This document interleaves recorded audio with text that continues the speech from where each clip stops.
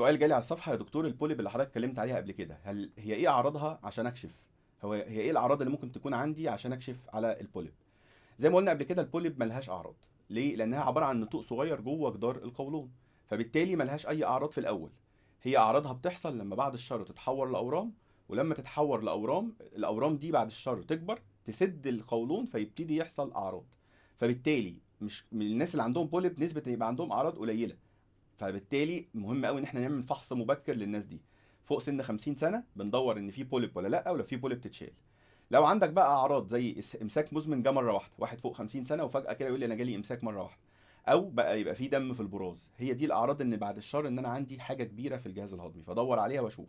لكن هل البوليب نفسها بتعمل اعراض؟ غالبا لا، لانها بتبقى نتوء صغير. النتوء ده بيبقى 5 مللي، 10 مللي، 20 مللي، فكل ده 2 سم مثلا. فدي استحاله تسد القولون، فانت مش هتحس باعراض.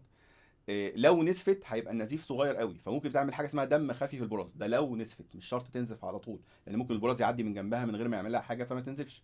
فالبوليب ملهاش اعراض. احنا بنبتدي حاجه اسمها الفحص المبكر اللي هي الوقايه عند سن 50، يا اما نعمل منظار قولون يا اما نعمل دم خفي في البراز. اي حاجه من الاثنين دول ايجابي يبقى لازم نعمل منظار ونشوف الزوايد دي موجوده ولا لا ونشيلها، يبقى احنا كده بنقي من السرطان القولون لا قدر الله.